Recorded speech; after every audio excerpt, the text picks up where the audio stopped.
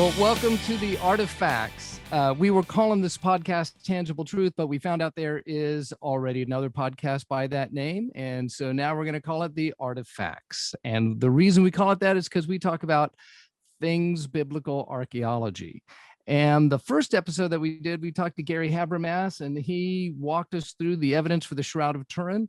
And that was so wildly popular that we followed it up with an interview with Mark Guskin. And he talked about the Sudarium of Oviedo, which is said to be the cloth that was wrapped around Jesus's head as he died and then buried with him.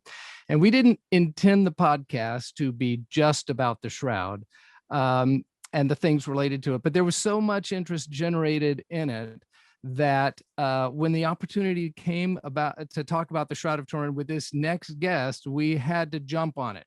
And so today we've got Barrie Schwortz. There's a lot of people who claim to be experts on the shroud or are enthusiasts, but very few have actually seen it up close, and even fewer than that have been given the opportunity to examine it. But Barrie Schwortz is one of those people.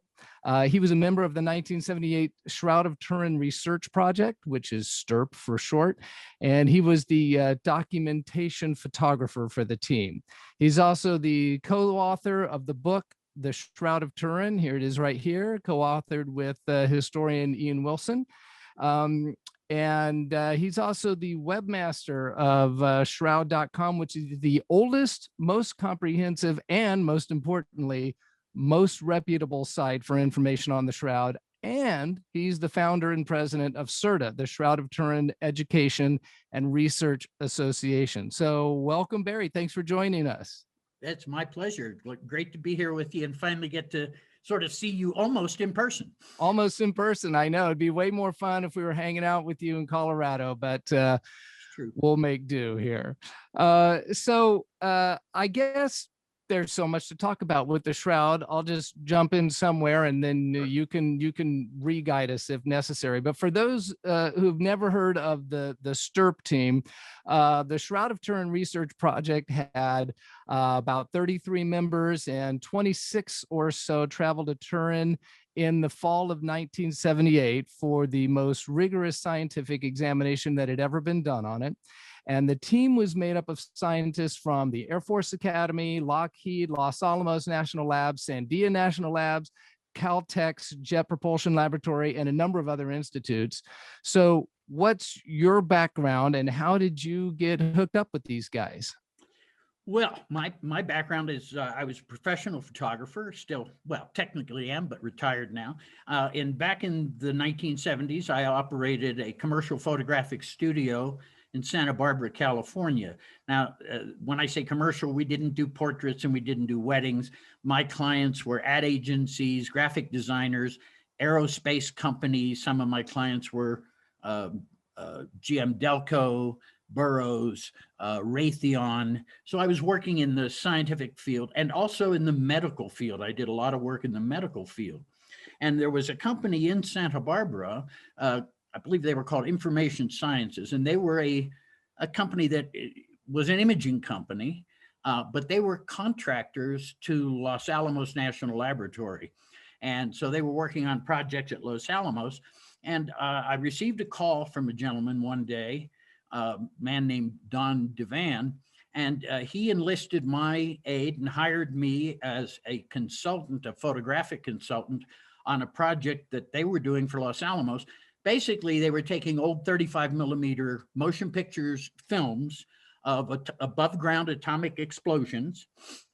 And because they had several Cray computers on board, which in those days were the most powerful computers, they were able to reprocess those images and gather new data from the images. And the best example I can give you is that they were able to visualize the thermal gradients in a mushroom cloud. Now, you and I might not find that interesting, but if you're a weapons laboratory like Los Alamos, understanding those things is important. So for 7 months, I worked on that project. And at the end of that project, we completed it. It was done. It was the results were obviously classified, delivered to what was then called the Atomic Energy Commission and to the Air Force and the Navy. And basically it was for the military. and we finished the project. Well, just a few weeks afterwards, I received a call from the gentleman I'd worked with. His name was Don Devan. And Don, and you know, when you're self-employed and the phone rings, you're hoping it's the next job, hopefully. And so when Don called me a second time, I thought, aha, another project. And he said, well, not exactly. He says, what do you know about the Shroud of Turin? And I kind of laughed. And I said, but Don, I'm Jewish. And Don laughed and he said, so am I, remember? Don was one of the other Jewish members of our team, ultimately. So I said, well, he said, what do you know about it? And I said, well, not much, but it's most likely a painting or something. And, you know, being raised in the Orthodox Jewish tradition in a home with my grandparents and my parents, all of them who were born in Poland and immigrated to the US, it was much like Fiddler on the Roof every day. So we followed the Orthodox traditions throughout. Anyway, being raised Jewish, I didn't have an emotional attachment to Jesus, even though I was raised in a neighborhood that was half Italian, half Jewish. So you couldn't tell. A Jewish mother says, eat, eat. Italian mother says, manja, manja. That's the only difference. So we were raised never to have it. There was never any bias or, you know, any friction or problems. And we were raised to respect, if we saw a priest or a nun, to respect them the way we would respect a rabbi. So, you know, so I obviously didn't have any problems with it, but I did not have an emotional attachment to the subject matter. And I thought, after seeing the 1931 Henriet photos, I said, I'll bet it's a painting. We'll get there and we'll find the paint and come home. Anyway, so when Don said to me, look, he explained that a couple of guys, John Jackson, Eric Jumper, Don Devan himself, and several others had gone to Sandia Laboratories, where a man named Bill Mottern, who was an X-radiology expert, a radiographic expert, had obtained this instrument called a VP8 image analyzer, which he was using mainly to examine the X-rays that he was making on classified stuff that we don't know about. At any rate, he was just looking for a way to see if he could get more information out of these X-rays. And so he had a VP8, and they decided to put a photograph of the shroud into this VP8, which takes the lights and darks of the image and just stretches them proportionately into 3D vertical space. Well, a normal photograph, you'll get a jumble of shapes and stuff, but you don't get anything coherent. They put the shroud photograph in there and it yielded the natural relief of a human form. Now, you can't encode depth information in a photograph. You can imply depth information in a photograph by using highlights and shadows, which we photographers are trained to do. But you're not encoding any actual distance information. There it is. Yeah, we're not encoding distance information into a photograph. And yet the image on the shroud, as you see on the right there, the image on the shroud has encoded the topographical nature of the body that it covered. And I knew immediately from seeing that, and of course, Don explained it in more technical terms. He said, well, there appears to be a correlation between image density and cloth to body distance. So that's how he said it to me. And I immediately knew, well, okay, well, you can't do that photographically, and probably not with artworks either. But, you know, I was still a skeptic. And at any rate, so he said, well, look, they're putting a team together to see if we can get permission to go and examine this and try and figure out, how did this image form? And so he said, so we're putting a team together. The first thing they said they needed was a photographer. So I thought of you, since we had just finished this project. And he said, so would you like to be a part of this team? And I said, no. I didn't want to get involved in what I perceived as perhaps a religious thing, you know. Anyway, but the more I thought about it, the more I realized, well, you know, that's pretty unique property of that image. That kind of got my interest.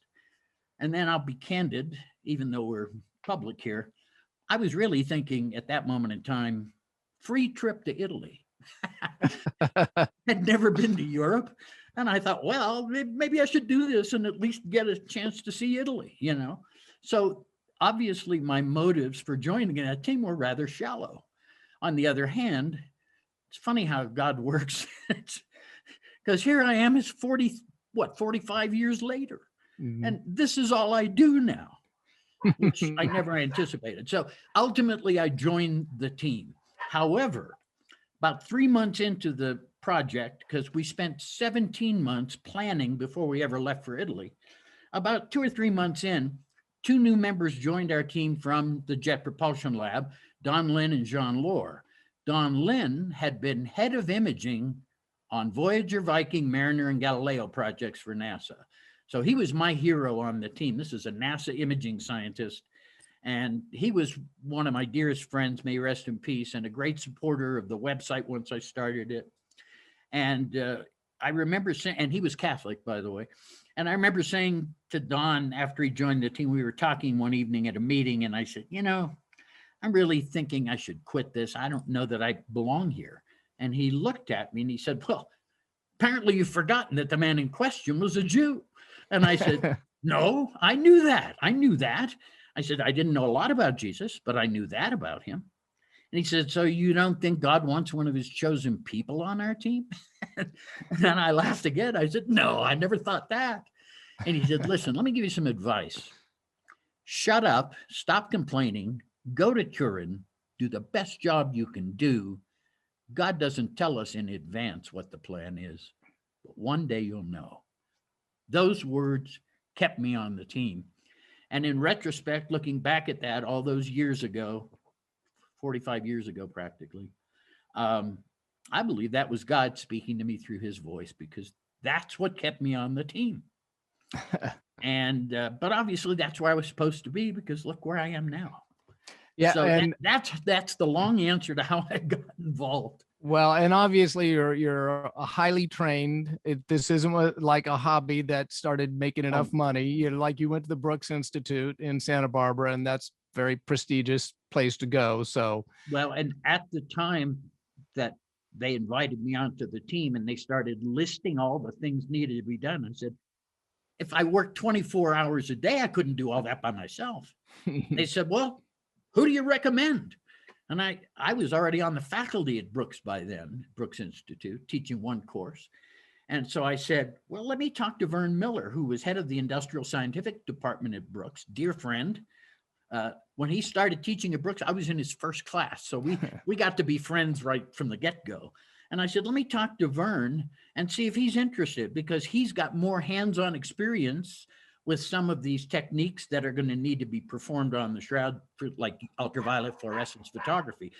I had studied it, but I had never performed it. And certainly I didn't want to go practice on the Shroud of Turin. So I called up Vern, and I remember exactly what I said. I said, how'd you like a free trip to Italy on me? As if I were going to pay for it. And he thought I was joking. And I said, no, I'm serious. So I explained it to him. He agreed. He thought it would be good to join the team. He was interested. He was, for anybody interested, he happened to be Mormon. So he was not Catholic or Protestant of denomination.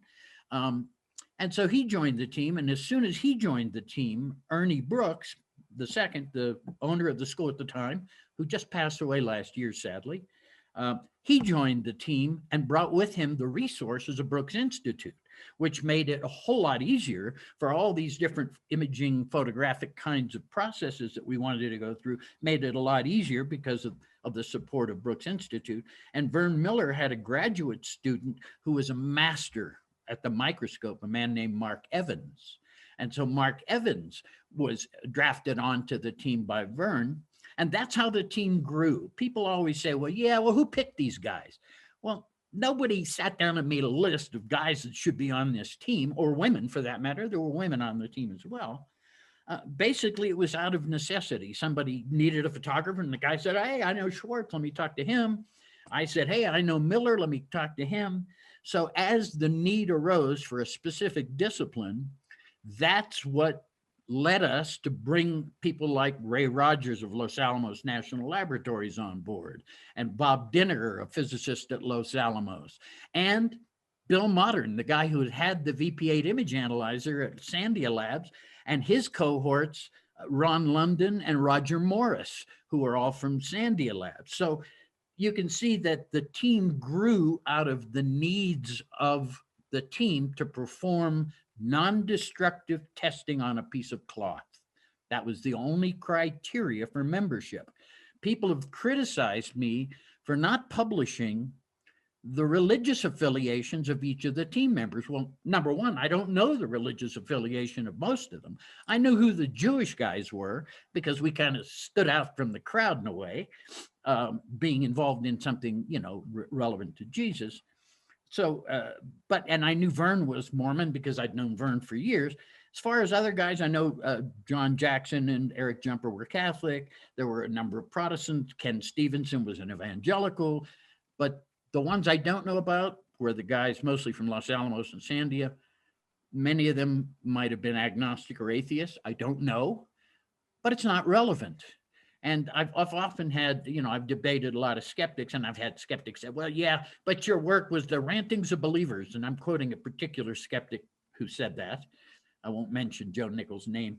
Anyway, I was about to mention Joe Nickel. I've got him in here because that's one of his main criticisms. Yeah, is that this is an evangelical group who went to find what they already believed. You know what? Calling me part of an evangelical group, that if it were that, I wouldn't have been on that team. and frankly, and this is the truth, more than half of those team members, had this been oriented more towards a theological or religious-based examination, those guys wouldn't have participated. Mm-hmm. Some of these guys were the most empirical scientists I've ever worked with, and I've worked with a lot over the years. And so here's the point that I would make to guys like Joe. When I take this instrument and I point it at a piece of cloth and pull the trigger to take a reading, that instrument doesn't care if I'm Jewish, Christian, or heathen. It doesn't matter. The data is recorded by the instrument. We took that data, wrote it into peer-reviewed scientific journaled articles, submitted it, and it was published in top-notch journals. So if somebody doesn't like the conclusions drawn by the STIRP team, you can always go evaluate the data. It's all on shroud.com and draw your own conclusions. Fine, no problem at all. That was one of Mark Guskin's main points, was that don't investigate it as a religious relic, investigate it as an object of scientific inquiry, and just let it lead. And that's exactly what we were there for. As a matter of fact, we weren't there to prove it was Jesus. We weren't there to prove the resurrection. We were there to determine how is this image formed on the cloth with properties that don't seem to be normal, whatever that is. So our primary goal, and if you look at all the experiments performed, how many of them were visual experiments, X-radiography, UV fluorescence and reflectance, infrared spectroscopy, all of these are imaging techniques, and they're all non-destructive so that we could collect the data from the shroud. And we did. We brought it back, and we spent the next 3 years studying it, reducing it, evaluating it, writing it into papers, and submitting it to the journals in which it was ultimately published. And in those days, before the internet, getting your stuff into Applied Optics or Nature, or any of those high caliber journals, you had to have your act together or they wouldn't publish you. So that's one of the interesting things about the STIRP findings and how they were published, is that there seemed to be no media savvy whatsoever, whereas the critics have lots of media savvy and no credible scientific peer-reviewed criticism. So, yeah, that's the thing. Show me some peer-reviewed science that says the shroud is a fake other than the radiocarbon dating. There is none. Yeah, another thing I wanted to bring out is I believe that there were at least some self-identifying Christians on the team who did not believe that was that the shroud was an authentic thing. So you had a broad spectrum of beliefs about the shroud. Absolutely. And beliefs about God in general, including no belief at all.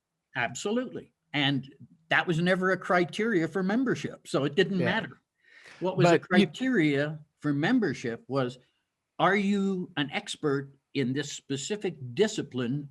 Because we have a set of tests that we want to perform that require somebody with expertise in that discipline. So that's how people were brought on the team. Our spectral analysis, there was a company called Oriel Corporation, and they made the finest spectral instruments in the world. All the top laboratories had them. And the co-founders of that organization, Roger and Marty Gilbert, a husband and wife team who owned that corporation, who designed and built those instruments, they were members of our team and brought their latest, greatest stuff with them. So everything was oriented specifically to answering one question: how's the image formed? We didn't care about all the rest of that stuff. Although we've been, and when you talked about the media, I'm glad you mentioned that. I have to remind people who most of these guys were. Think about it. They mostly worked for government laboratories where most of their work was classified and much of the work was weapons related. Okay. So the media was the enemy to these guys. They had no experience in dealing with the media. That's the last place they'd want to be, is talking to the media, because of the classified nature of their work. So yes, we had nobody on the team. That's the one mistake I think we made. We picked experts in all these different fields. We should have brought somebody along who was well-versed in dealing with the media. Instead, we chose Ken Stevenson, who taught English at the Air Force Academy. So he was a well-versed man, but he wasn't a media guy. And again, he was in the Air Force at the time as well. So once again, we had no one to represent our work properly to the media. And if anything, we were forbidden to speak to the media. And I remember saying this to somebody. I said, you know what happens if you got a dog on the other side of the fence and you got a bone on this side? And if you don't give the dog the bone, he's going to dig a hole under the fence and come and get it anyway. And so the biggest problem that we had was little bits and pieces sneaking out when somebody might make an off-the-cuff remark. It suddenly gets picked up by the media. And of course, remember, this is before the internet. Imagine the mess we'd have had the internet been around in 1978. It would have really been a nightmare. So the way I see it, anybody who claims that we were a bunch of religious fanatics like Joe, by the way, there was a conference in Canada a year and a half ago, 2 years ago, and they invited Joe Nichols, one of the keynote speakers, which I thought was a little strange. And Joe got up and he started talking, and I had predicted exactly what he was going to say. He was going to talk about the Darcy Memorandum and Walter McCrone. And sure enough, he did all those things. And so Nichol himself, I'm sorry, my train of thought just went south on me. Anyway, at this conference, Nichols gets up and he says what I expected him to say. Oh, the Darcy Memorandum. And then Nichols gets to the STIRP data and he waves his hand and dismisses all the peer-reviewed science in one fell swoop by saying, hey, that's the rantings of believers. Now, we're in a room of about 120 people at a university. And when he said that, I yelled out so that everybody in that room, and probably people in the adjoining rooms probably heard me when I said, that's not true.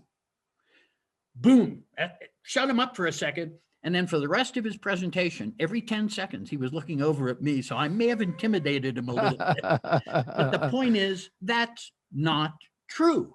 And for anybody who's heard that and believes that, trust me, as one who has no horse in this race, other than to tell the truth, what Joe Nichols says and the science he quotes is bogus and flawed and has been proven incorrect by real peer-reviewed science.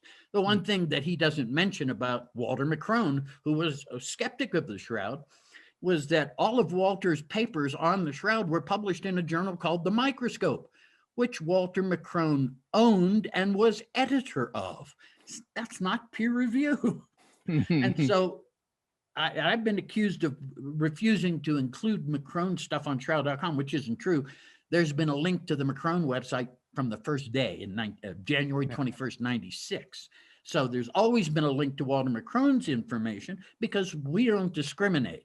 When a skeptical thing comes out, like the well-known Italian skeptic Andrea Nicolotti, when his stuff comes out, if he has a new book, we include it. We're not trying to push anybody in either direction. If you read what I wrote on the front page of shroud.com, that opening paragraph, it says, and maybe the smartest thing I ever wrote, it says, we believe that given the facts, you have to make up your own mind about this. So we're not trying to tell anybody how to believe or what to believe. Here's the evidence. Decide for yourself what it means. If it means anything at all, fine. If it doesn't, who cares? I don't think we talked about the McCrone controversy with Gary or not, but just to catch everybody up super quick, correct me if I'm wrong, but he was a microscopist, and he believed that there was no blood on the Shroud, but that what he found was red ochre that corresponded to pigment, and that as a result, he believed that the image had been painted, and that is what gets repeated by skeptics like Joe Nickel and James Randi and Correct. guys like that. But I mean, the amazing Randy. Yes, the amazing Randy, and he is amazing, but he missed the boat on this one. Yeah. And but McCrone believed that that it was painted. He called it a beautiful painting. That's what he said. But nobody's been able to recreate it, and blood experts such as Joe Heller have completely contradicted what McCrone's claims are. McCrone was not a blood expert, and he didn't do the test that Heller did in order to. Here's one other thing that one needs to be reminded of. Walter McCrone never saw the shroud. All he saw were tapes, sticky tapes, lifted from the surface of the cloth. Now, I'll tell you what, there are 54, I believe, documented occasions where the Savoy family, the owners of the shroud for 500 and some years, where they commissioned an artist to make a copy. They would cut a little corner off the actual shroud and sew it into the corners of the copy. I've seen one of these in Portugal. It really happened. Mm. And so when they did that, and again, the point I'm making is McCrone never saw the shroud, and those 54 documented occasions, guess what the Savoy family permitted? They permitted the artist to lay the artwork onto the shroud, 54 documented occasions, to lay their artwork onto shroud, to sanctify it and make it a relic. And by sewing the little pieces of the shroud into the corner, it's an official relic. And so Walter McCrone never saw or examined the shroud, and he found a few particles of pigment, which we found too, and nobody's denying there was some pigment there, but there's a totally plausible explanation, and that is that some pigment shed off during the times when these replicas or copies were made and laid on the cloth to sanctify them, and this has all been documented. So and the pigment was both on image areas of the shroud and non-image areas of the shroud. So there was kind of uniform, which backs up the theory of the painting being laid on top of it. Right. Now, he found red iron oxide, which is part of the pigment that he claimed he found. That was one of the ingredients of that pigment. But we also found that red iron oxide, again, evenly scattered across the entire shroud in very small quantities, that if you scraped it all together, you'd still need a microscope to see it. That's how little it was. But the fact that it was everywhere on the cloth, the experts who are textile experts said that's a byproduct of the retting of the linen, where they would soak the linen in water for X number of hours or days or weeks or whatever it is. And any iron in the water would then be attracted to that linen and would be carried with that linen, because what we found was pure iron oxide. And typically iron oxide used as a pigment will be mixed with cobalt or manganese or other chemicals. And we didn't find any of that. And we did both pyrolysis, mass spectrometry, and other spectral analyses looking for pigments. And that's all we could find, and that's not responsible for the image on the shroud. Right. And so that what you're talking about is where they take flax and they go through the retting process in order to create the linen, and that's why the pyrologist would be involved in that, because it's a plant-based thing. Yeah, that's where the iron from, because in the water, I bet you right now that in your drinking water, there's a little bit of iron. Up here in the mountains, I'm sure there is.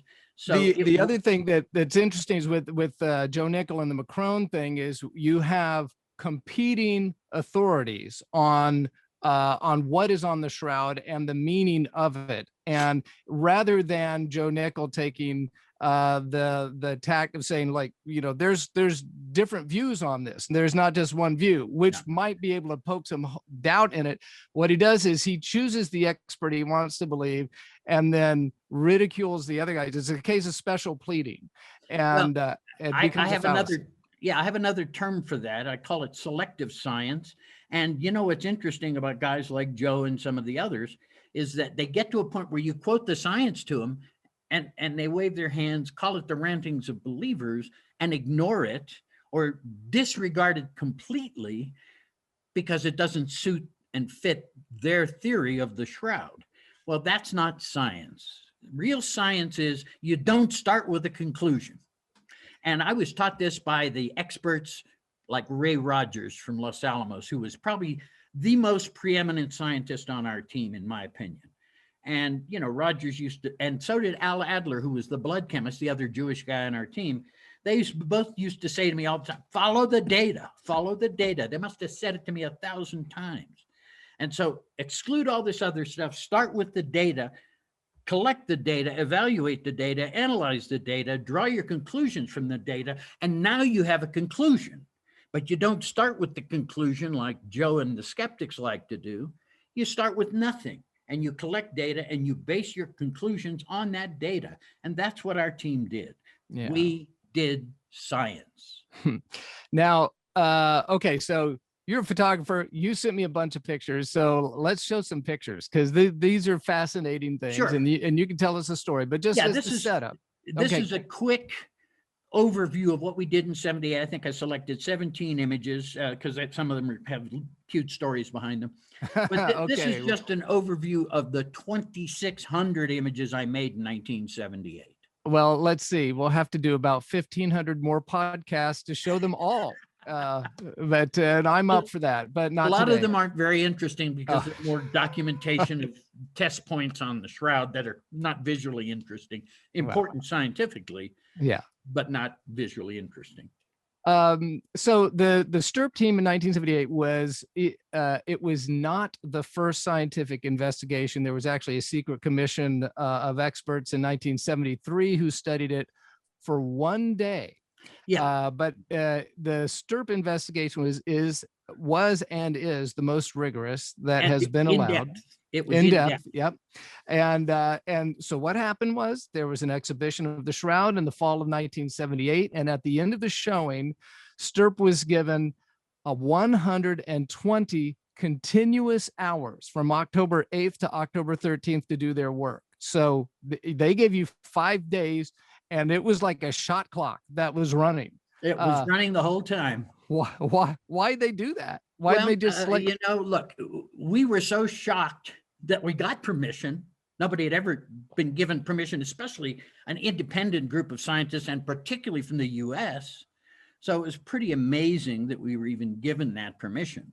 And so we took it very seriously. So we went through our planning stages of 17 months. A month before we went to Italy, we came together as a team for the first time. I was in the California group. There was a group in Colorado, a group in New Mexico, and a group in New England where Heller and Adler, our medical guys, were. And so we came together a month before we went to Turin, tested our equipment, tested the table that we'd designed and custom fabricated to hold the shroud so we wouldn't put any marks on it or cause it any harm. And we went through 3 or 4 days of that, what we called the dry run. And at the end of that period, everything got packaged into 80 crates and shipped off to Italy. And one piece of the equipment, that's perfect shot to have up there. One piece of the equipment was an X-ray machine, and there was a radiation sticker on the outside of the crate. And the Italian customs officials saw that and seized our equipment. So when we arrived in Italy a week early to unpack and put everything together and get it ready, for those first 5 days, our equipment was tied up in customs. Eventually it came out. They loaded it onto a dump truck. That's what you see here. And they pulled it. This is in the courtyard of the Royal Palace in which we did the exam. And they pulled up the truck and they said, okay, here's the equipment, unload it, get it off our truck. Thank you. So here we are unloading that equipment. Like I said, we had now lost 5 of the 7 sort of pre-production days, if you will. And ultimately, we had to unpack it and carry all these crates up several flights of steps onto the 2nd or 3rd floor in the Royal Palace where we would do our exam. And this is the first of those images showing us uncrating and bringing our equipment out. So just so we get our geography straight, the Royal Palace of the Kingdom of Savoy is directly next to the cathedral, kind of behind it, and that's where the examination was done. But that's also why the shroud is there, is because it came into the possession of the King of Savoy and remained in his possession until the last king died in 1983, and then it was bequeathed to the Roman Catholic Church. So he was the one, not the Roman Catholic Church. It was the King of Savoy who gave permission for all of this. So you had to go through a different bureaucracy than you would have now. And we were fortunate to have a priest named Father Peter Rinaldi, who was very close to King Umberto. And he was the one who sort of paved the way. He was a member of what was called the Holy Shroud Guild. But Father Peter was originally Turinese from Turin, had been an altar boy at the Turin Cathedral when in 1931 they showed the shroud. And that set him on his path to become a priest. There's a saint in the Rinaldi family, by the way. So he's not the first, it's Italy. He's not the first guy to be a priest in Italy.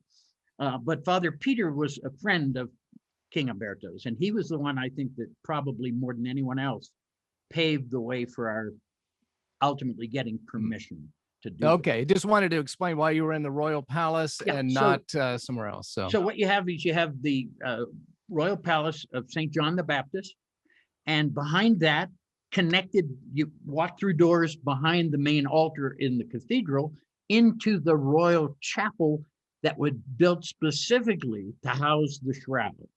And was a beautiful black marble altar, and up inside that altar behind a grating was the casket, if you will, the reliquary box in which the shroud was rolled up on a dowel and placed in this wooden box with a silver inlay on the outside. And that's where it was. And it arrived in Turin in 1578. So in 1978, they put it on public display to commemorate the 400th anniversary of it being in Turin. That was the reason for the public display. And if you go to the next slide, there you go. Now you can see there's the cathedral. And behind that, to the right, you'll see a dome. And behind that, you'll see another peak dome. And so you have the cathedral, and that top peak dome, that's the dome of the royal chapel in which the shroud was held. And immediately adjacent and basically accessible from the palace is that chapel. So in other words, all three are connected, and you could literally walk from the cathedral through the chapel and into the palace without ever going outside. They were all connected. So in this shot, it's kind of behind and to the right is where you open up. Far right. Yeah, so the truck pulled up probably into the piazza that you can't see at the far right. That's correct. It's not visible in this photo. Now, and then here's a bunch of people. It doesn't look like there's that many people there until you look a little closer. If you back up just for a second, I don't know if that's easy. Yeah, if you look on the left side of the photo, you see a little white building there. Now go ahead to the next slide. There's that same little white building, and there's a queue of over 100,000 people waiting to see this thing. And I was just blown away by it, that I just couldn't expect that. Why would somebody want to wait 10 hours? And if you'll notice to the left, there's a bunch of umbrellas. Those are little places where vendors that you could get something, a bite to eat or something to drink as you stood in this queue for 10 hours. The good news for anybody listening here that intends to see it next time it's shown, we believe in 2025, this never happens anymore. Now they have an online registration system where you can basically make an appointment to visit the shroud. You get to pick the date and time during the exhibit days, and they tell you don't show up early, show up on time, and you'll wait maybe during the week 15, 20, 30 minutes at the most, maybe a little longer on the weekends when more people can come. But because of the internet and being able to make a reservation to see the shroud, it costs no money, there's no expenses involved other than getting to Italy and finding a hotel and eating some food that you have to cover. But they get a couple of million pilgrims each time they've permitted this. And the last time that the shroud was publicly displayed was 2015. You know, that's not nearly as good a story. You know, I bought a place online. It's way better to tell your kids, I stood in line with 100,000 people for hours For to get 10 in. hours. Yeah. That's right. It's just like when we saw concerts in the 70s and 80s. We earned our place in there, right? So, Well, I saw some, I saw some amazing, I mean, I saw Led Zeppelin and see, Jethro Tull and and you earned every bit of it. yeah. So, okay. So the what was I going to Okay. say? Yeah. Oh, Okay. you know So what? Actually, one other thing I wanted to point out is sure. I don't want to be disrespectful of to guys like Joe Nickel and James Randi. James Randi, I know the last time it was on display, he did the work and he stood in line to see the shroud. He as a skeptic did the work to go to Turin and visit it and experience it. Yeah. And to his credit, okay. I give him credit for that, but it didn't change his mind, which Oh, it I didn't. understand. But at least he did that. Yeah. So I don't think Joe ever did that. no. Now, so here we are. We're unpacking our stuff. We're setting up our instruments, trying to calibrate everything. Remember, we lost 5+ days, 5.5 days we lost. So we were down to about a day and a half before the shroud was going off public display. And if you look on the right there, you'll see there's a dark doorway about a third of the way in from the right side. That's the back door out of the Guarini Chapel where the shroud was stored. They brought it from the cathedral where it was on public display through the Guarini Chapel, through this doorway into the Royal Palace, down the hallway into the rooms where we examined it. Now that red silk covering is what the shroud would be rolled in at the Correct. time when it was kept in the casket. They don't do it anymore like That's that, but at correct. the time, that's why you've got the red thing on top. Right. That was just their way of protecting it. And Yeah. that makes sense. So now the shroud is brought to us and unveiled. And if you'll look at the right, and it's a little hard to see in this shot, I have other photos I didn't include that show it better. You'll see our table that we had designed and fabricated, and it has removable steel panels. It's made of steel, so we could fasten the shroud to it using magnets, and each magnet was coated with Teflon, so we would leave no microscopic particles of metal on the shroud, even inadvertently. So they were sealed in Teflon, which is inert. But that table was made of steel, not stainless steel, because there was concerns that the chemicals used to make stainless steel could be harmful to the shroud. So this was just plain steel. Well, when we got there and unpacked the table, we saw that the steel had oxidized. And there was like a white powdery substance on the surface. But these guys were smart enough to have anticipated that might happen. And remember, we had 2 NASA scientists. So if you look to the right, it's not real clear, but if you look at that table, you'll see it looks like it's kind of gold. Well, that's gold foil mylar that the 2 NASA guys got NASA to give us. That's gold impregnated mylar. It ain't cheap. It's what they use on the cargo bay of the space shuttle and on satellites. You've seen that gold stuff. That's what we got. And each of those removable panels, designed to be removable because of x-rays that we were going to do. If you look at the far end of the table, you see a couple of those panels haven't even been covered yet, and already the shroud is brought to us. But there's another hidden story in this photograph. Now, on the right are the American guys, on the left are the Italian guys. They told us in the room before the shroud was brought in, fine, okay, they were lobbying to stop us, but obviously that wasn't going to happen. So then they told us, okay, well, all right, you're going to examine the shroud, but whatever you do, don't touch it, because if you touch it, the carabinieri, who are the state police, who are in plain clothes and armed, protecting not us, but the shroud, obviously, if you touch it, they're going to shoot you. And we didn't know they were, whether it was true or not.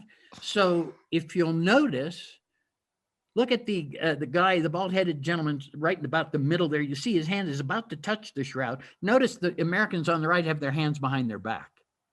Mm-hmm. So how do you examine the shroud with your hands tied behind your back? Well, you don't, obviously.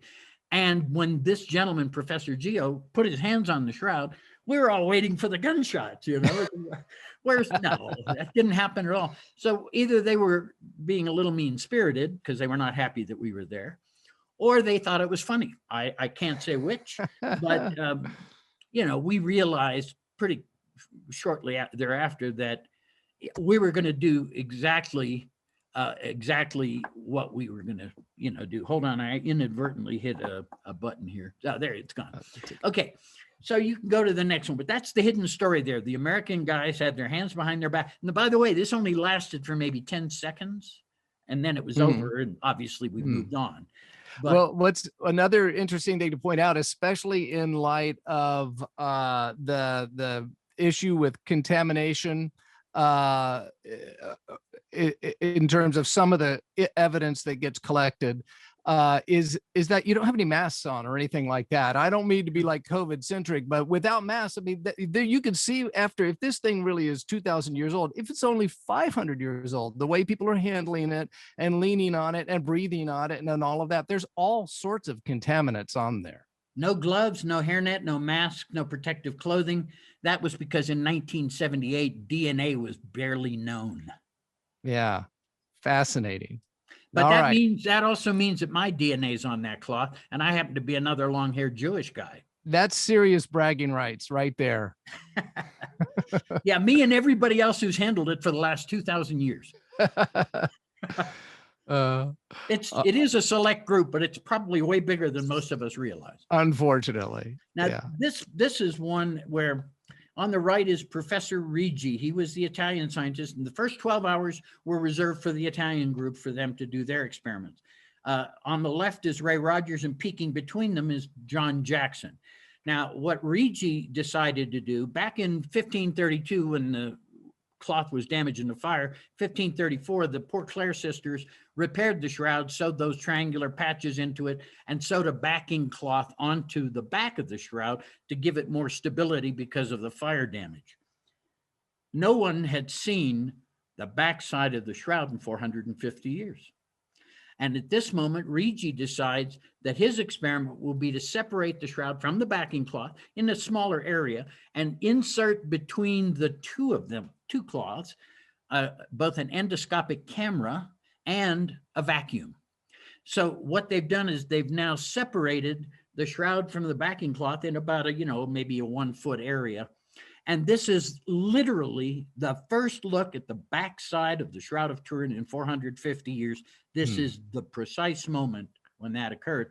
And this is probably one of the most well-known photographs that I made in 78. It's been in National Geographic and Life and Time and Newsweek and all those places. And I think what makes it such an interesting photograph is the expression on their faces. Now, the guy in the middle, John Jackson, he was the head of the STURP team. He was a co-founder of the STURP. And he's a physicist, PhD physicist. The guy on the left is Ray Rogers, who is a chemist, I believe, at Los Alamos. He was a chemist at Los Alamos and the lead chemist on our chemistry group. And he eventually, in about 2006, published a peer-reviewed article that conclusively demonstrated that the carbon-14 test that becomes so controversial was done on a piece of cloth that was not original to the shroud.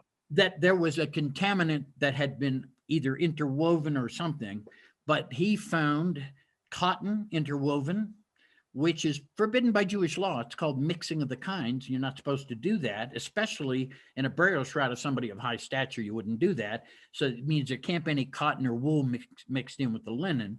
And wherever we looked on the shroud, we found pure linen.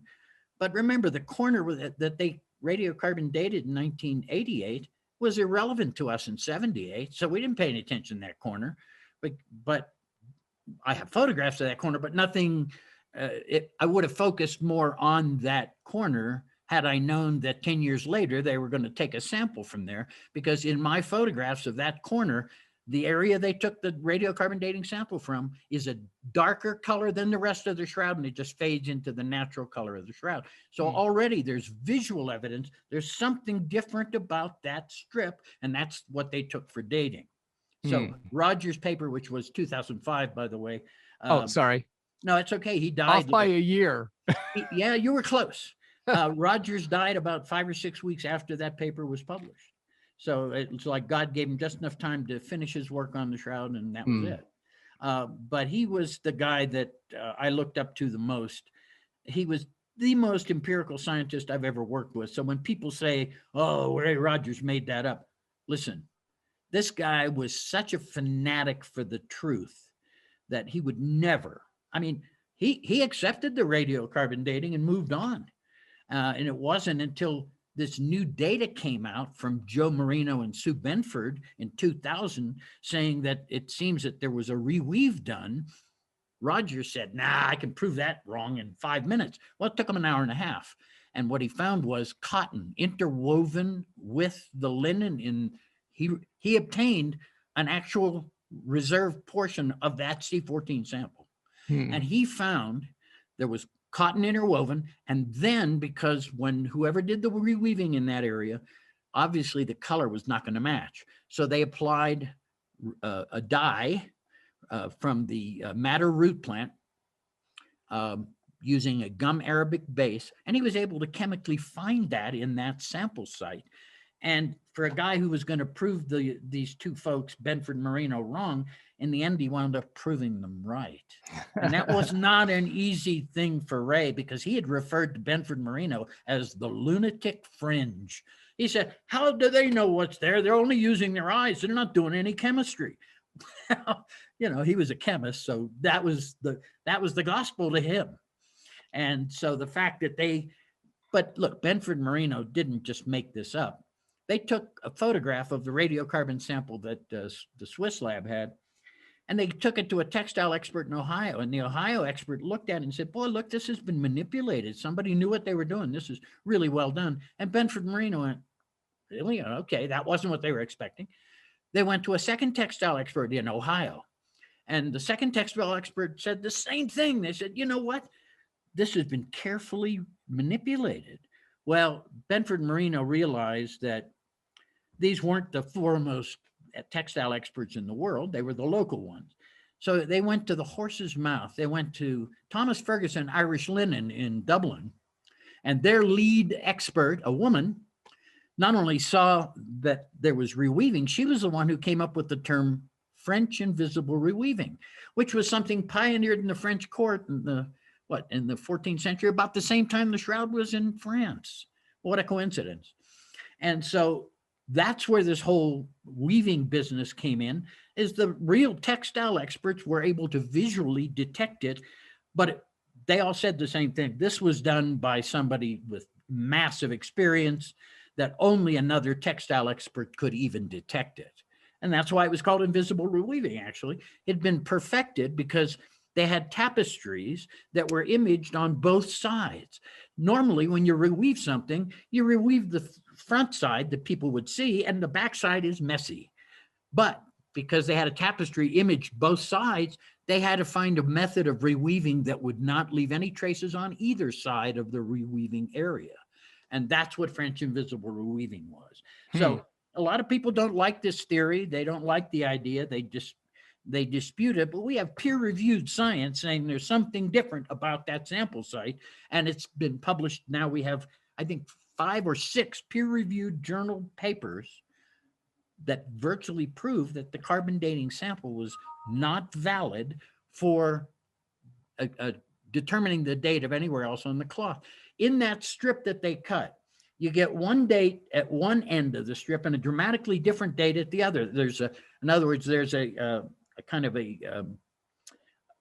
don't know what the right word is, but it goes from one date to the other over a number of hundreds of years, so that any piece of that sample can't give you an accurate date for anywhere else on that cloth. Yeah, it's like 100 AD on one side and 1000 AD on the other side. Yeah, I don't know if it's quite that wide, something but like that. It's inhomogeneous, meaning it's not consistent. Well, when you take a sample that represents the cloth, you need a sample that represents the cloth, not one that's apparently got some issues with it. If they had taken one sample from anywhere else on the cloth, we might not be having this conversation. But they didn't. And so Rogers was the first to challenge the radiocarbon dating in the peer-reviewed science, and his paper was published in Thermochemica Acta. We all read that one, don't we? Yeah. So my feeling is this. I'm a photographer. My place is, and my expertise is in the image, okay? As far as these kinds of chemistry problems are, not my department to be able to talk about them with any authority. So I have to put my trust in the true experts who I know personally had no other intention than to get to the truth. They were not looking to prove anything. We were just looking to determine if we could figure out how this image was formed. All right, next one. Hit the next one. Yeah, there's some of our thermal imaging equipment. Now you can see the shroud on the table. You see that table can rotate either vertically or horizontally. It's vertical in this case, and you see those little white bars at the top. Those are the bar magnets that have been coated in Teflon. That's why they're white, so that we would leave no residue on the shroud. And these both happen to be a couple of thermal instruments that were used for infrared imaging on the shroud. So I'm just showing this just as an example of the kind of stuff we had to schlep with us to Turin to be able to do these tests. Did I read correctly that the power source didn't match, or you didn't have enough power to run these things? Well, remember, this is a 400-year-old building we were in. And so, yeah, we had to have a local gentleman, Franco Faya was his name, and he knew the electricity setup in the Royal Palace. So he worked with our technical guys to make sure that our instruments got the power they needed, whether they were using inverters or what. Again, I'm not that well-versed in those specifics because I wasn't a party to those things. It's just another monkey wrench you had. Yeah, well, just as an example, I couldn't bring any lighting instruments with me because they wouldn't work on the 240 volt power. So I had to go to a local Italian industrial photographer, and he loaned us 3 lighting instruments so I could light the shroud. All right, you want the next one? Yeah, you can go to the next one. All right. Well, there I said that the first 12 hours were reserved for the Italian group. This is Max Fry. Max is was a forensic evidence collector in Switzerland. He was very interested in pollens and apparently was had studied pollens dramatically. I guess that was like his hobby, if you will. But he was very good with pollens, and he was one of the people who came up with the idea from the forensic world, to use sticky tape on the clothing of crime scene victims to lift debris that might help solve the crime. So there's nothing wrong with that idea, except that this is the Shroud of Turin and not the clothing of your local crime scene victim, although it is a crime scene in its own right, if you will. And it's far too important to stick tape onto it that might potentially cause damage. And as you can see, Max is holding a roll of dime store sticky tape that he obviously picked up on the way to the palace that day.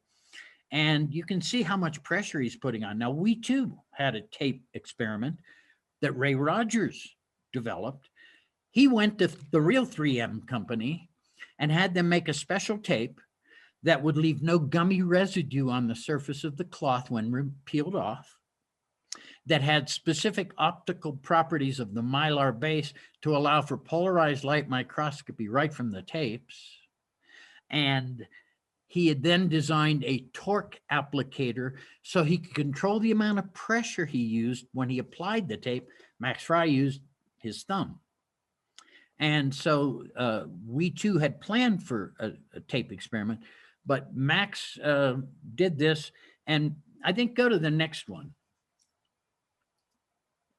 So Max was about to stick his dime store sticky tape on the face, the most iconic part of the shroud's image, and John Jackson virtually tackled him, grabbed him and pulled him away.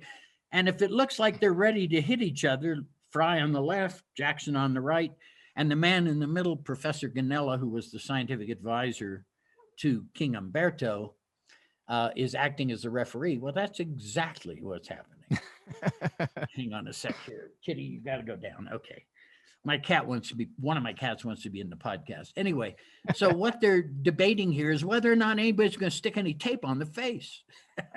And it was decided after about a 10-minute, very heated, as you can see, conversation that no one would put any tape on the face, neither Max nor our team. And we never did.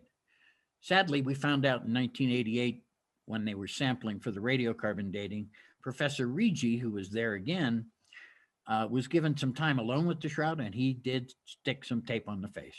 Hmm. That was. Can you tell? Is there any indication you can see Don't it? know. Yeah. I do know this, that every place Max Fry stuck his tape, he left a gummy residue on the surface of the cloth. Mm-hmm. And they had to eventually clean it off because the gum, I mean, it's rolled up in a dowel in a dusty palace. And so it collected dust and dirt. And each of those little squares where he stuck his tape left a mark, and eventually they cleaned it. But that's the difference. Where we stuck our tape, there was no residue left. And that's because we went to 3M. And look, they make specific tapes that can do these things. Now, there's the torque applicator that Rogers used to apply his tape. And you can see, it's a little hard to see, but just above his left index finger is like a white line. That's the pointer pointing to a scale so that he could supply a known amount of pressure to the application of the tape. And that's okay. That's the difference between Max Fry and Ray Rogers. Which method pulled up more stuff? They say that Max Fry's did because of his pressing it deeper into the fibers.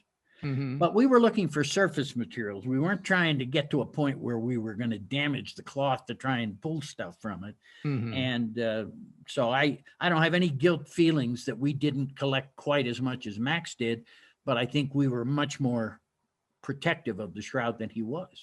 So one of the issues here is that the image on the shroud is only on the most superficial parts of the threads, the outer fibrils. So every thread has like 200 or 300 fibrils in it, these micro threads, and the image is it's a chemical change to the very outer fibrils.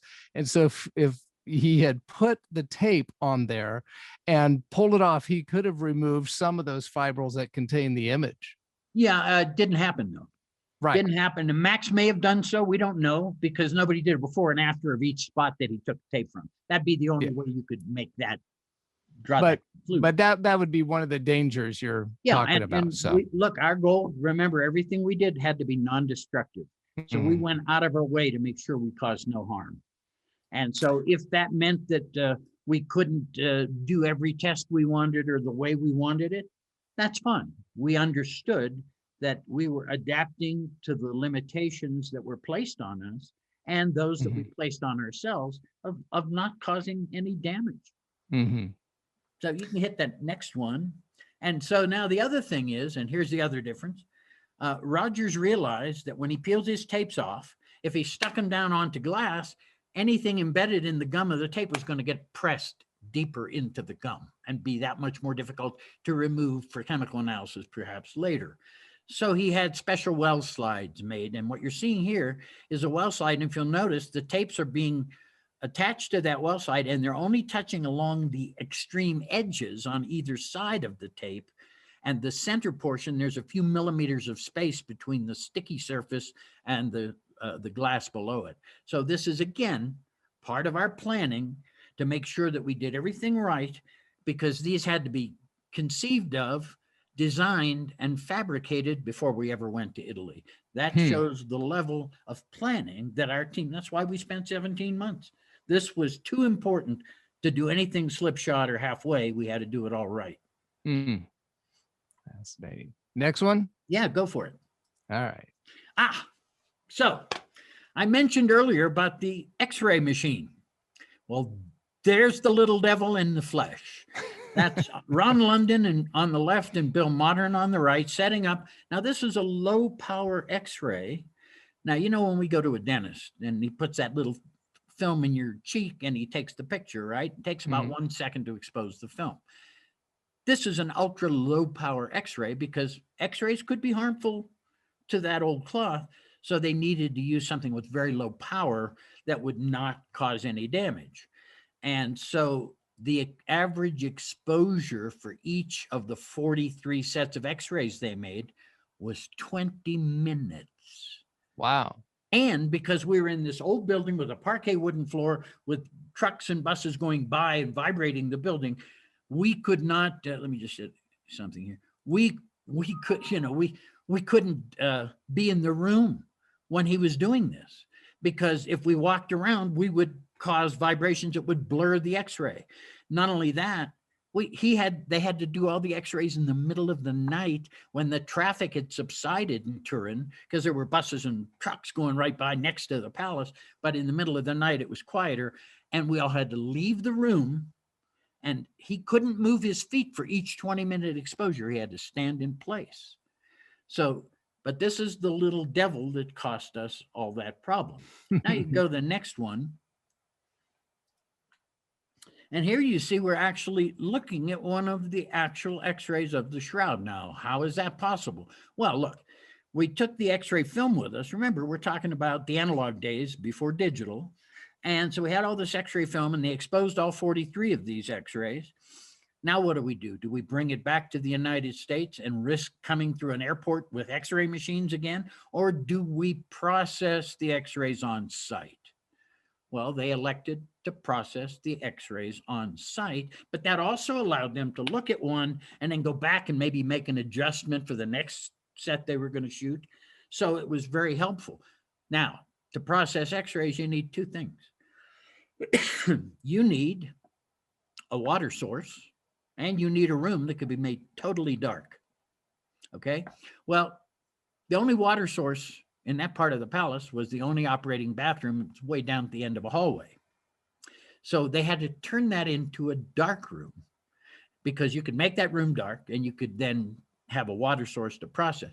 So go to the next photo. Sometimes you just got to do what you got to do. That's the X-ray processor.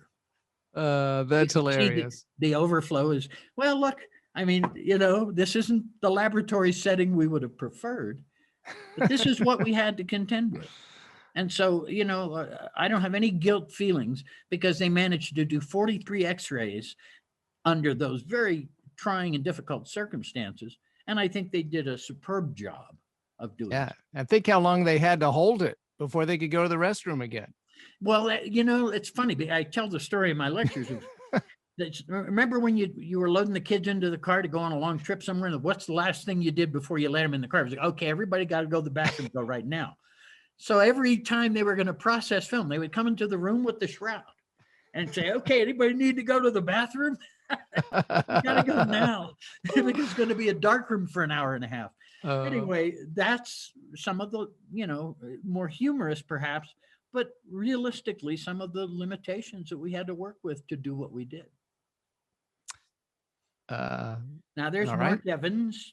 I mentioned him earlier. He was the graduate student at Brooks Institute who was a master of the microscope, and Vern brought him on board so he could do the microscopy work for the STIRP team, which he did superbly. And here you can see Mark with the WILDE, W-I-L-D-E, WILDE, maybe. It's a German instrument that was loaned to us for this event. We didn't own this, but they loaned it to us to use this. And basically, it's a microscope with a built-in camera system, but it's portable, as you can see, rather than a big microscope sitting on a desk that's not very portable. So this was designed specifically for this kind of photography or microscopy. And this is Mark doing. And if you go to the next image. Well, I have a question. Can I? Oh, you sure, want me to go? Sure. Okay.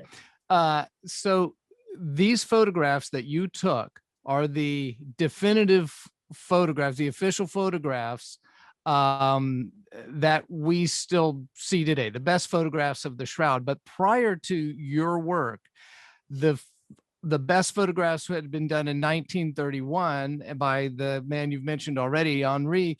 And there's a difference in how the shroud was photographed in the sense that the shroud itself was, when you see this image on the screen right now, you can see all of the wrinkles and folds in it. It's not pulled taut. There's no tension on the threads, but the way it was done in 1931 is it was pulled taut. So was there like a discussion about this? Well, the discussion was simply this: we smoothed it out to the best of our abilities. And if you look at the Henri's, you'll see that Below the chin is a very deep crease that's Mhm. like a white line on the black and white version. Mhm. And above the forehead was another crease. When we smoothed it out, the one above the forehead opened it up. And so you can see it in my photographs, but it's much more subtle. That's how you can tell a 31 from a 78 Shroud photo, is the one above the forehead is barely visible in the 78 images and very distinct in the 31s. Uh-huh. He didn't stretch it out as much as we did, but some of those creases are pressed in there over centuries. So Mm. it's not so easy to get rid of them. The one under the chin, we couldn't do that. But Mhm. when we smoothed it out, we were very careful because I said this, it's a woven cloth. It can stretch in any direction. So we were very careful not to distort the image, not to do too much pushing and pulling. And so we left some of the creases that didn't seem critical or that were too embedded to try and get them out without creating additional problems. Yeah. So yes, there are some creases. The other thing you're seeing here is a photo lit with one light from off to the side. When I lit the Shroud to photograph it, I used lights more from the front because Don Lynn, the man from the JPL that sort of kept me on the team, he had asked me if I could photograph the Shroud to minimize the weave. In the Henriet photos, the weave is predominant and unfortunately creates this myriad billions of random shapes that people keep finding stuff in that actually isn't there. Like coins on the eyes? Like coins on the eyes, like amulets around his neck, like the face of Mary off in the distance. I mean, all these things have been claimed. Uh-huh.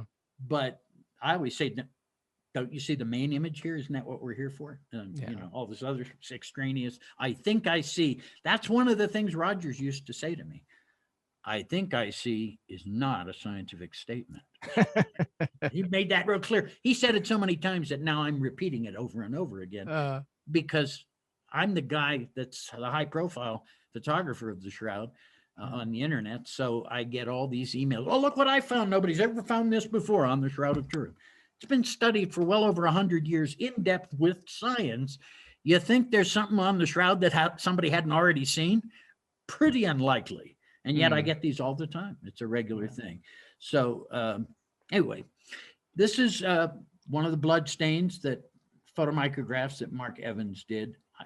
Like I said, there's a whole selection of these, and I think I only put one in just because I wanted to kind of keep this reasonably short. In other words, not to make it my full-blown 2-hour lecture, which I can't do anyway because I have another Zoom meeting at 4:30. So. Oh, okay. Anyway, but this is one of the bloodstains on the Shroud. And is that Steven Spielberg? Was he on the team? I hear that. There's one or two other people who have made that claim. No, that was me when I had hair and it was black. and now it's a race between gray and completely gone. So, but yeah, but you had said in your email to me when you asked if I might send you some photos, something of me in action, I think was your words. Yeah. So here's the me in action shot. That is me. You can see my 4x5-inch Graflex camera that I used. Behind that vertical stanchion there is Vern Miller, who was handing me the film holders as I was making my photos of the Shroud. And again, you can see the Shroud, the table, the white magnet bars across the top and some along the bottom. The little white things at the bottom are, and there's some at the on the left and right edges. Those are map coordinates so that we could take an area of the Shroud and identify it using those coordinates. So it was just a method used by the STERP team so that we were all on the same page talking about a specific area on the cloth. Is it also on your stand, is it on a track in order for you to create a panorama and stitch images together? Correct. It wasn't there specifically for that purpose, but yes, that was part of the purpose. And that was our camera support system. You know, the Shroud is 14.5 feet long. And if you're photographing it, especially if you have to photograph it in pieces, because the room was not very wide. So we couldn't back away. The room wasn't wide enough that I could back away and get the whole Shroud in my frame anyway, without using a wide angle lens that might distort the cloth or the image. So yeah, there you go. That's the resulting image that I made. And that's actually two separate photographs. The ventral half on the left, the dorsal half on the right. But because I divided it into two with some overlap, the dividing line is between the two images and doesn't interfere with either the ventral or the dorsal image. So when I put them together in Photoshop 20 years later, they just went right together because of the camera support rail that you just pointed out. Mm-hmm. And you were able to account for lens distortion and all of that and get it? I mean, I was using a what we call a normal lens. I don't remember off the top of my head what it was. It was a Schneider lens, a German lens. I remember that. But basically, I was set up in a way where I was using the center portion of my 4x5 frame, which is the most accurate, most distortion free. However, if I zoom in to my 400 megabyte file and look down in the corner outside what we call the circle of confusion, which is the sharpest area of a lens onto film, if you look outside that, I can with my eyes see some chromatic aberration, it's called. It's where the colors start to break apart into the spectrum. You get a kind of a blue and yellow around a black. And so at the very corners outside of the critical areas of the image, yes, there was some lens distortion. Remember, this was 1978, and the idea of lenses, computer designed lenses like we have today, was just at the very beginning stages. So now lenses are better, I think are better now than they were then, but this is a beautiful Schneider lens, a high quality professional lens. Well, that was one of my questions. If you were to have the opportunity to photograph the Shroud now with all of the modern advances that have happened since you took these photographs, what would you do different? Well, I certainly wouldn't be using film. Yeah. I think I mentioned this to you before the show that I had a 10-year-old kid ask me at one of my lectures if film was a USB device. And the answer is no. But look, a 10-year-old kid, he wouldn't know what film was. I mean, let's face it, film became obsolete started to become obsolete over 20 years ago. So a 10-year-old, he doesn't know what film is. And so it was a legitimate question, although it made me feel old at the time. But if I were going to do it again today, obviously we would work with digital technology. Some things are different in the digital arena, but other things are the same. And what people don't understand is that how one lights the object in front of your camera will dictate how it appears. And as a studio photographer, I used to start with an empty, dark room, put the product or whatever it was, the subject matter in front of the camera. Then I'd have to create the lighting effect for it. So when I lit the Shroud, it was given to me the responsibility to do so. And being bugged by one of my cats here, I'm sorry, train of thought. Kitty, please. My cat wants to be a star. Anyway, so when we photographed it back in 78, we were using state-of-the-art 1978 imaging technology. Today, that state-of-the-art is a whole different arena. It's digital. The digital sensors are now more, can yield more resolution than film did, but the camera and the lenses are still equally critical. And more than anything else is the lighting. I think I was mentioning that Don Lin had asked me to try and minimize the weave of the cloth. So I lit more from the front, which didn't cast shadows within the weave. So lighting is essential. And by changing the lighting, one can also change the result. And this is one of the issues. And we saw that a few minutes ago in that one photo of Mark Evans where it was more cross-lit with a single light and you could see all the creases. Lighting from the front, that's not going to happen as much. Now, why did Don Lin ask me to do that? He told me, he said, look, our computers, he had a Cray computer over at JPL, we can get rid of the weave, but we're going to lose some data at the same time. Remember, this is still 1978. I mean, what's in your smartphone now is more powerful than what JPL had in 1978. So he asked me if I could minimize the weave in my photos. So I've had people say to me, well, yours aren't as good as Henriet's because we can't see the weave. I said, yeah, that's because we weren't there to study the weave. We were there to study the image. And by minimizing the weave, now the image is much simpler to study without having to deal with all the structural weave that becomes background noise in the image. So that was the reason that the lighting was chosen the way it was. And this is something that to this day, I think people don't understand, that how one lights the shroud is going to dictate what you're going to see. Are you familiar with the New Testament scholar Daniel Wallace? Do you know anything about him? No. He has a project, the Center for the Study of New Testament Manuscripts, that goes all over the world photographing the manuscripts that in the original language, so that scholars don't have to travel to some monastery library on the other side of the world or anything like that. Yeah, that's what they've now done with the Dead Sea Scrolls, finally. Yeah, same sort of thing. And so, but when he goes there, he takes it's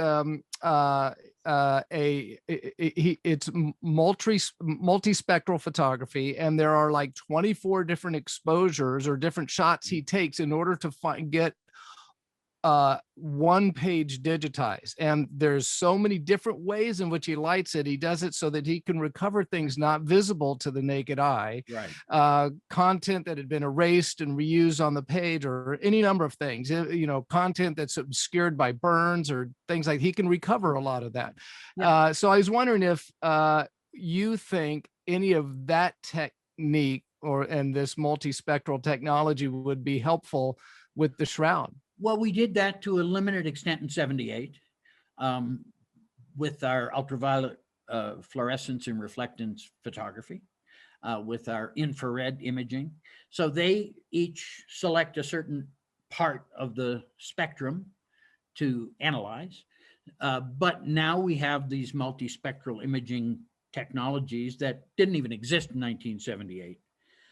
So yeah, that would certainly be on the agenda for technology that should be applied. They've done some scans of the shroud, but I have a problem with that. If you look at the scans, they're very flat, but they give you no texture at all. And if you think about it, in a scanner, the light source moves with the scan head. Okay. Mm-hmm. And because of that, with the light source moving with the scan head, you're getting exactly the same lighting everywhere. And that isn't necessarily the best lighting for what you're trying to show, but that's what it gives you. So I'm not a big fan of the scanners being used on the shroud, because I don't think it gives you the same level of control that using actual lighting instruments do. And now we have lighting instruments, multispectral ones, and light sources and cameras that can do multispectral imaging. And that would obviously be the first choice for any future work on the shroud. Do I think there's anything on the shroud that has not yet been revealed that might be revealed with multispectral imaging? Of course, that's possible, but we don't know. And until they allow somebody to apply that technology, we won't know. And that's why there's so much speculation on both sides of the shroud issue, because a lot of information, we just don't have everything we need to draw any kind of definitive conclusions. Mm-hmm. Other than, look, in 78, our goal was what? To answer the question, how's the image formed? We couldn't really answer that question. We didn't come back with an answer to that, but we can tell you what it's not. We've proven, first time you've heard me use the word today, we've proven it's not a painting. We've proven it's not a scorch. Sorry, Joe Nickel. And we've proven that it's not a photographically made image, particularly by Leonardo da Vinci, as some people have claimed. Da Vinci was a great artist, but the shroud was being publicly shown 100 years before da Vinci was born. He wasn't that good. So, so I hear all these things, but the peer-reviewed published science proves it's neither of those three. What's left? We don't know. That's the only, that look, when people ask me, and it's a common question, well, what do I think made the image on the shroud? I always tell people that the only truly honest answer is that we don't know. But if I were going to place my bets, okay, and here's where I'm going to get into trouble with some people, I would look at a chemical reaction before anything else, because there's a correlation of distance to image density, and light travels at 186,000 miles a second. And yet over 4 centimeters, we have something attenuated at the mechanism so that the image is more faint as the distance increases. Well, light, you're going to get the same reading of light, whether you're at 0 or 4 centimeters, the light's going to be the same. So I don't think light, as some people would like you to believe, is at least not white visible light, put it this way.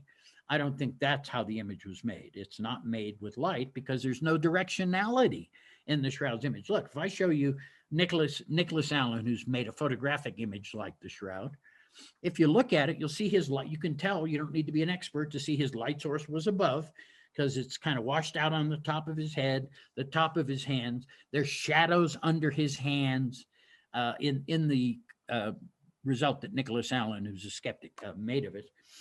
And Nicholas Allen says his exposure is 4 days to make each image, the ventral and separately the dorsal images on the Shroud, using his technique. That would mean you'd have to hang a body in front of the camera for 8 days. Now, what happens to a deceased body hanging in front of a camera in direct sunlight for 8 days? Well, it might start looking like a body at the beginning. By the time you're finished, it's going to be ugly. And it's not going to look like what we see on the Shroud or anything we even want to look at.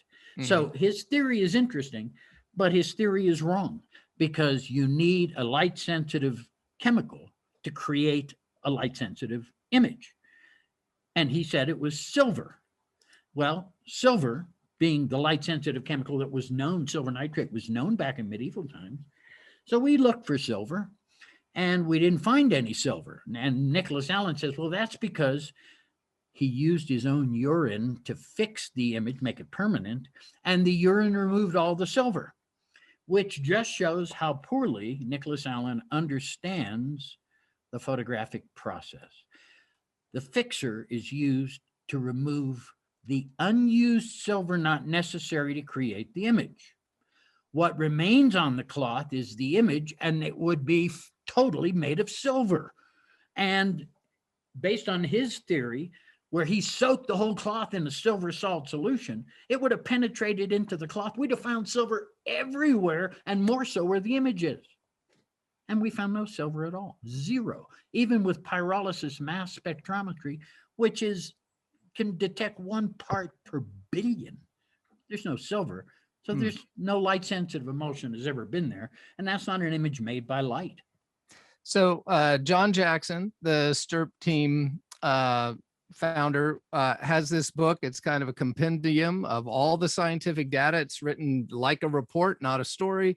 And he's got a little chart in here where he lists all the attributes of the Shroud and all the different possible, or, the ways in which people have put forward that the Shroud was made, and makes it a checklist to evaluate them. And that's one of them.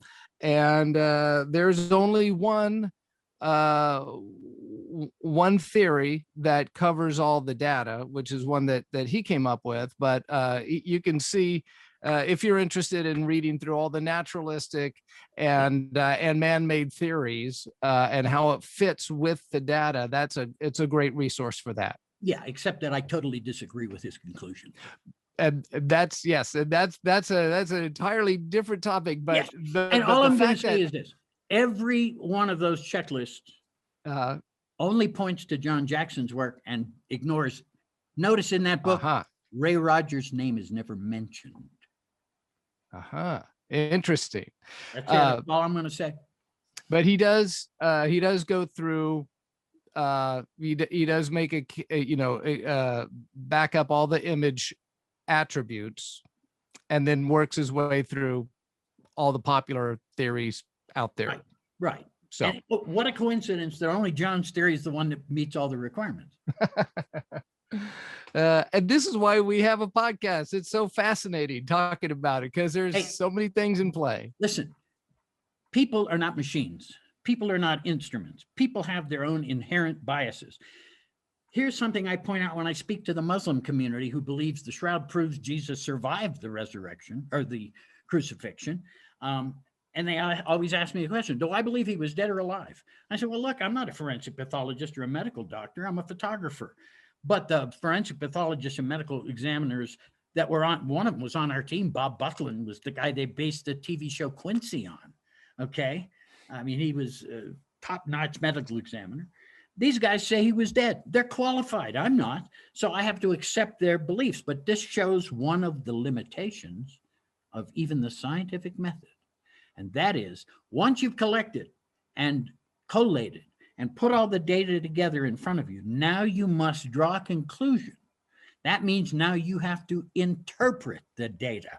And that's where we can get into trouble, because whether the man is dead or alive, the same data exists for both sides of the argument. So how you interpret it is what you're going to believe. So if you believe Jesus survived, and that's how you're going to see it. If you believe he was dead, that's how you're going to see it. So even science has its limits, and that's one of the great limitations. So when I speak to Muslim community in England, I always point out, I say, look, that's one of the limits we have in science is, in the end, people have to interpret the data to draw their own conclusions.